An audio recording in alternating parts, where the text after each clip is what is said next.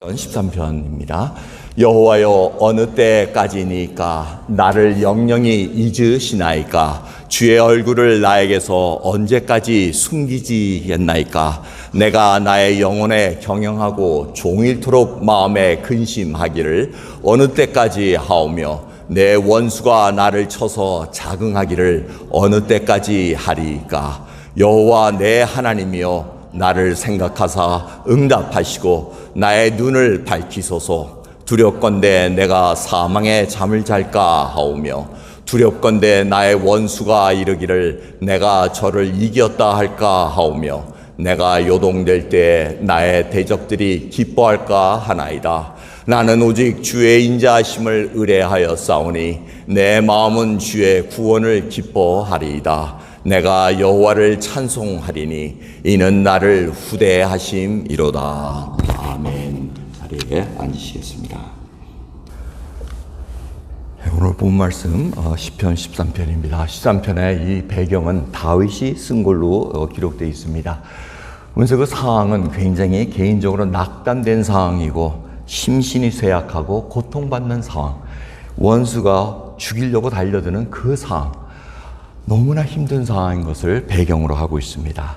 오늘 본 말씀을 통해서 저희들이 이 애통함에 대해서, 고통을 통해서 애통받는 그 시간에 과연 믿는 자로서 어떻게 이거를 해결해야 되는가 한번 살펴보는 시간 되기를 원합니다. 무자비한 원수들이 죽이려고 둘러싸여 있습니다. 하루하루 살기가 힘든 상황입니다. 여러분은 어떻습니까? 우리 주 예수 그리스도를 구원자로 모신 후에 여러분 사는 것이 정말 애통 속에, 고통 속에 살아있는 것은 아닙니까? 오랜 질병이 있어가지고 너무나 힘든 때가 있습니다. 재정인 압박이 너무나 와서 살기 정말 힘든 그런 상황도 맞이합니다. 어느 곳에 일을 하러 갈 때 시기 질투 때문에 견디지 못하는 그런 상황도 있습니다. 그 하루하루가 하나님을 믿음에도 불구하고 오는 고통이라는 겁니다. 근데 그 고통을 어떻게 우리가 해결을 합니까? 성경은 그것을 애통이라는 단어를 통해서 하나님께 나가는 길을 알려주고 있습니다. 그게 바로 시편 13편에서 알려주는 말씀입니다. 어떻게 보면 이 애통이라는 것은 자기 중심적 애통이 있습니다. 그건 자기 욕심 때문에 뭔가 자기가 욕구를 이루기 위해서 했다가 안 이루어지고 고통받는 그런 일이 있습니다. 하지만 성경에서 얘기하는 애통이라는 것은 죄로 인한 부패에 자기가 통탄해하는 겁니다. 그리고 자신이 무력한 존재라는 것, 하나의 말씀대로 살았음에도 불구하고 오는 그 고통, 그 고난, 그걸 통해서 애통이 온다는 겁니다. 그래서 어느 학자들은 이렇게 얘기합니다. 이 애통하는 그 시간은 바로 하나님의 확성기 시간이다, 이렇게 얘기합니다. 평상시에 듣지를 못하니까 이 고통을 통해서 애통하는 마음을 갖게 함으로 말미암아 하나님께서 주시는 메시지를 듣게 한다는 겁니다. 근데 저희들은 보통 이 애통하는 거 별로 좋아하지 않습니다. 왜? 자꾸 들은 거는 기뻐하라 하니까 예수님 믿으면 기뻐해야지. 속으로는 울고 싶은데 자꾸 기뻐하라 그러니까 우리 첫 예배 찬양할 때도 기뻐하라 내 영혼아. 아이고 속은 죽 같는데 무슨 기뻐해요. 그때 애통을 해야 됩니다. 안 되는 건 안 되는 거예요. 근데 애통하는 겁니다. 근데 애통은 바로 어떤 때 나오냐? 이 애통은 고통과 실망을 지나 찬양으로 가는 통로라는 것입니다. 이 애통하는 시간을 지나가지 않으면은 우리는 진정한 찬양을 드릴 수가 없다는 겁니다. 계속해서 덮어놓기만 해서는 그 고통, 그 고난, 하나님께 아뢰지 못하는 그것을 해결하지 못하면은 진정한 찬양이 나올 수 없다는 겁니다. 여러분, 이 애통은 또 고통에서 하나님의 약속으로 향하는 길입니다. 이 애통은 굉장히 중요합니다. 이걸 지나가지 않으면은 하나님을 온전히 알 수 없고 하나님의 약속을 붙잡고 경험하지 못한다는 것입니다. 마지막으로 이 애통은 믿음으로 이어지는 고통 중에 기도라는 것입니다. 애통이 있으니 하나님께 기도한다는 겁니다. 여러분, 이 애통, 오늘 시편 13편의 이 말씀은 바로 하나님께 나아가는 그 믿는 자의 모습이라는 겁니다. 왜 나갑니까? 고통받고 있는데 하나님 보고 싶지 않지 않습니까? 근데 그렇지가 않다는 겁니다. 하나님께서 이렇게 하실 리가 없다는 겁니다. 하나님의 신실함을 믿기에 애통함을 가지고 하나님께 나간다는 것입니다. 이것이 바로 믿는 자의 특권이요, 하나님께서 우리를 향해서 지금 인도하시는 발걸음이라는 것을 잊지 마시기 바랍니다. 많은 사람들이 고통을 받으면은 하나님께 나가기 싫어합니다. 믿지 않는 자들은 당연히 안 나오죠. 오히려 점쟁이한테 가서 내가 무슨 점괘나 좀 봐주시오, 매돌달에 이것이 풀리겠습니까? 이런 식으로 하지 하나님께 나가질 않습니다. 근데 이 고통을 당하게 되면은, 애통하는 심령이 생기게 되면 하나님의 도우심이 필요함을 알게 된다는 것입니다. 성경은 그것을 계속해서 얘기하고 있습니다. 예수 그리스도를 믿은 후에 스스로 자라라는 것이 아니고 이제는 하나님을 붙잡고 나가라는 것입니다. 그것이 바로 심령이 가난한 자, 애통하는 자는 복이 있나니 하고 말씀하시는 이유라는 것입니다. 여러분, 하나님께 도우심을 구하지 않으면은, 하나님 앞에 나가지 않으면은 도움을 받을 수가 없습니다. 좋은 예가 요한복음에 써 있는 그 오병이어의 역사입니다. 하나님께서 제자들에게 너희들이 먹을 걸 갖다 줘라 했더니, 어이구, 빌립이 뭐라 그럽니까? 이거 감당 못합니다. 사올 수도 없고 엄청난 돈입니다. 그 다음에 앤드류, 베드로의 동생 앤드류는 어떻게 합니까? 아이의 도시락을 딱 가져와가지고는, 이 아이 떡 5덩이 하고 물고기 2마리 있습니다. 근데 이거 갖고 될까요? 그런데 그게 역사를 이룹니다. 왜? 하나님께 가져왔기 때문에. 어려운 상황인데 주님의 도우심을, 앤드류는 의심하면서 가져왔지만 이거 갖고 되겠어요? 하지만 그 가져옴으로 말미암아 오병이에 많은 하나님의 그 생명의 떡을 나눌 수 있다는 놀라운 역사를 목도하게 된다는 것입니다. 여러분, 애통하는 심령이 있습니까? 고난 중에 지금 어떻게 할 바를 모른다면 지금 하나님께로 가져가야 된다는 것입니다. 그 일을 통해서 하나님은 분명히 하나님의 신실하심과 하나님의 약속을 이루어주신다는 것을 잊지 마시기 바랍니다. 오늘 시편 13편의 그 말씀의 구조는 제일 1절과 2절은 하나님의 성품을 근거해서 탄식하는 겁니다. 그저 하나님께 가서 그냥 아프지도 않은 척 이렇게 하지 않습니다. 이 다윗의 고백을 들어보십시오. 여호와여, 어느 때까지니까 나를 영영히 잊으셨나이까? 언제까지 하나님 얼굴을 숨기시겠나이까? 내 마음에 근심하기를, 원수가 나를 쳐서 자긍하기를 어느 때까지 하리까? 이 얘기는 뭡니까? 하나님, 저 하나님께서 나를 지켜주시는 거 압니다. 그런데 왜 아무 말도 안 하세요? 왜 답답하게 그냥 얼굴을 숨긴 것처럼 아무 말씀 안 하십니까? 지금 자기의 그거를 탄식하는 겁니다. 내놔야 된다는 겁니다. 불평이라고 하기는 조금 모호한 그 표현입니다. 이 탄식함을 하나님께 내놔야지, 내놓지 않으면 해결할 방법이 없습니다.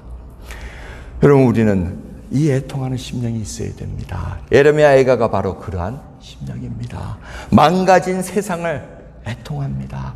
그렇게 하나님의 메시지를 전하고 우상을 섬기지 말고 하나님께 돌아오라고 그러고 바벨론에게 항복하라고 했음에도 불구하고 그들은 가짜 선지자의 목소리를 듣고 끝까지 항전을 합니다. 그랬더니 다 포로로 나라가 망해버립니다. 망가진 세상, 예레미야가 애통해하는 그 심령을 한번 집에 가서 예레미야 애가서를 읽어보시기 바랍니다. 여러분은 우리가 이 세상을 살아가는 동안 이 세상이 망가져가고 있다고 애통하고 계시지 않습니까? 이 사회는 망가져가고 있습니다. 계속해서 하나님의 질서를 무너뜨리고 하나님을 부정하는 그 사회로 가고 있다는 것을 우리가 왜 모르겠습니까? 애통해야 됩니다. 이제는 예수 그리스도 믿는 것을 점점 방해할 세력들이 커지는 것을 보게 됩니다. 얼마 전에 뉴스를 읽었더니 캘리포니아는, 버지니아는 이 팬데믹 때 예배는 계속 드릴 수 있었습니다. 감사하죠. 근데 캘리포니아는 전혀 못 드리겠다 그러더라고요. 드리면은 벌금 물고 교회 문 닫고 엄청난 그 주지사의 강권으로 해가지고 교회들이 수호하고 싸움이 어마어마했더구만요. 우리는 동부에 있어가지고 몰랐지만 정말 마음만 있으면 예배 드릴 수 있는, 그리고 정부에서 뭐라 그러면 우리가 종교의 자유를 보장하지 않느냐, 이 싸움을 계속할 수 있었던 그런 시간이었던 것을 보게 됩니다. 결국은 승리했습니다. 주지사 그쪽에서, 주정부에서 어떻게 계속해서 겁은 줬습니다. 교회 나오면은 잡아간다, 감옥에 넣는다, 벌금 하루에 1,000불씩 쌓여가지고 뭐 몇만 불이 될 것이다. 계속해서 했지만 예배 모이는 자 모이는 자는 계속해서 모였습니다. 그리고는 주 정부가 그렇게 종교의 자유를 간섭할 이유가 없다는 판결이 나와서 모든 것이 다 정리됐다는 얘기입니다. 하지만 이것은 그냥 시초입니다. 점점 예수 그리스도를 믿는 자를 타겟으로 나오기 시작합니다. 프린스턴에서는 말씀드렸지만은 그 라틴어를 공부하지 말라고 얘기를 합니다. 라틴어 그 클래식 공부하는 박사 학위 과정에서 라틴어 공부할 필요 없다. 왜? 라틴어는 백인들이 우월해가지고 다미네트한 문화니까 우리가 그런 거 배울 필요 없다. 이런 식으로 지금 조류가 흘러가고 있습니다. 학계가 제일 먼저 움직이고 있습니다.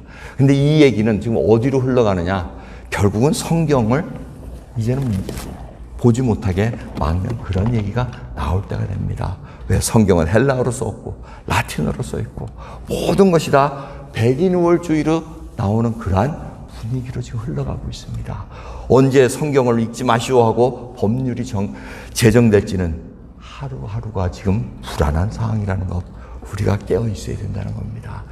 이런 상황 속에서도 우리가 하나님 앞에 나가지 않으시겠습니까? 하나님 앞에 어느 때까지입니까? 하고 묻지 않으시겠습니까? 그러면서 두 번째로 이 3, 4절은 자기 다윗이 그 심정을 고백합니다. 내가 주님 우리 지켜주시는 거 압니다. 너무 답답해서 그렇습니다. 근데 제가 진정 걱정하는 건 이겁니다. 여호와여 내 하나님이여 나를 생각하사 응답하시고 나의 눈을 밝히소서.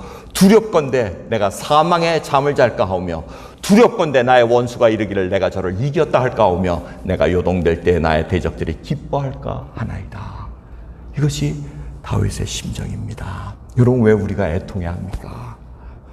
눈을 밝혀주시옵소서. 이 상황이 나에게 하나님이 주시는 메시지가 무엇입니까? 정말 걱정스러운 건 내가 이 원수의 손에 죽을까 걱정스럽습니다. 다윗은 그걸 솔직히 고백합니다. 우리는 죽는 걸 두려워하지 않는다고 얘기합니다. 죽으면 천국 가는데 그렇지 않습니다. 죽음이라는 게 그렇게 쉽게 해결되지 않습니다. 하지만 시간이 흐르면 흐를수록 하나님을 더 신뢰하면 신뢰할수록 이제는 그것이 두려워지지 않게 된다는 겁니다. 사망한 네가 쏘는 것이 어딨냐 하고 예수 그리스도의 그 믿음을 만방에 전파할 수 있는, 순교할 수 있는 그 길까지 갈 수 있다는 것입니다. 다윗은 그것을 고백을 합니다. 그러면서 원수가 하나님의 백성들을 짓밟음으로 말미암아 그들이 기뻐하는 것을 하나님 그거를 어떻게 보겠습니까? 악인이 승리하는 것을, 악인이 의인을 받는 그 일을 어떻게 우리가 볼 수가 있겠나이까? 이 고백을 하고 있다는 것입니다.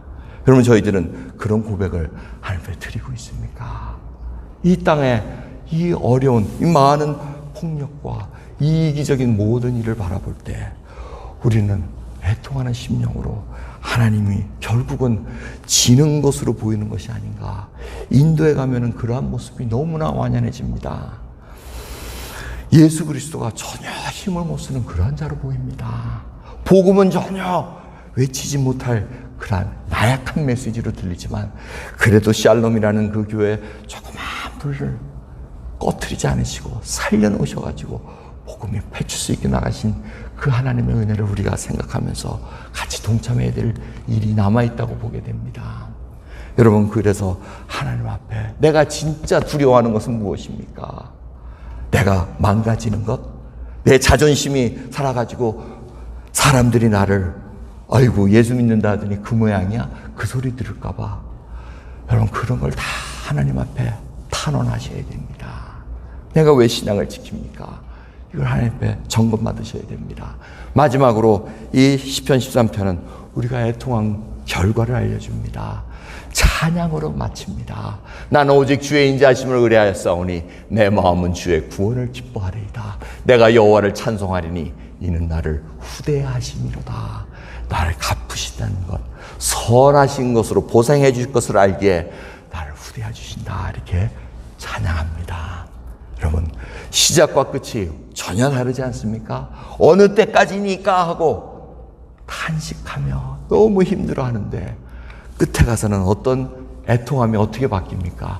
찬양으로 바뀝니다.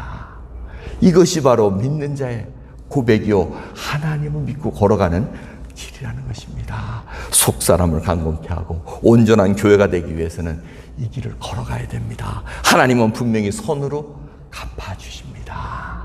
하나님, 그래서 이 믿음의 길을 끝까지 가라는 것입니다. 어려운 일 옵니다. 당하지 못했던, 생각지도 못했던 그 상황으로 올 때 하나님을 불평하는 것이 아니라 하나님께로 가져가는 것입니다. 그리고는 마지막에 진정으로 하나님, 나의 찬양을 들어주시옵소서. 주의 구원을 기뻐하리이다. 여러분, 기뻐하는 것이 바로 여기서 나옵니다. 명령한다고 되는 것도 아니고 내 마음을 바꾸겠다고 되는 것도 아닙니다. 하나님 앞에 이 통곡하며 나의 심령을 다 토로해낼 때, 애통하는 것을 다 토해낼 때 하나님께서 응답해 주신다는 겁니다. 그래서 하나님 앞에 기도할 때 모든 것을 토해내면 마음이 가벼워진다는 겁니다. 하늘의 평강을 누린다는 것입니다. 이것을 경험한 자는 하나님을 놓을래야 놓을 수가 없다는 것입니다. 구원받은 백성입니다. 저희들이 오늘 성찬식을 나눕니다. 그래서 주보에 웨스트민스터 Larger Catechism 해가지고 대요리문답에 171번 문항을 이렇게 적어드렸습니다. 이 성찬을 받기 위해서 우리들이 어떻게 준비를 해야 되는가 살펴보라는 얘기 이렇게 적어놓습니다. 이거는 1600년대 이미 청교대 신앙과 모든 믿는 자들이 하나님을 어떻게 섬겨야 되나 그 교리를 다 정리해 놓은 것입니다. 구원받은 백성들은 애통하는 과정을 겪으면서 성장하게 돼 있다는 것입니다. 그래서 하나님께서 애통하는 자는 복이 있나니 하고 얘기합니다. 여러분, 우리 모두가 다 이런 과정을 조금씩 걸어갑니다. 그러면서 하나님의 성품을 닮아가는 것입니다. 변하지 않고서는 하나님을 온전히 섬길 수가 없습니다. 저에게 있어서는 가지가지의 고난과 어려운 점이 있었으나 목회를 하면서 그냥 제가 지쳐가지고 번아웃 돼가지고 사임을 하고는 뉴멕시코로 하나님이 하시는 곳에 한번 간 적이 있었습니다. 그 3개월 저에게는 광야의 시간이었으나 그처럼 하나님과 가까이 갈 수 있는 시간이 없었습니다.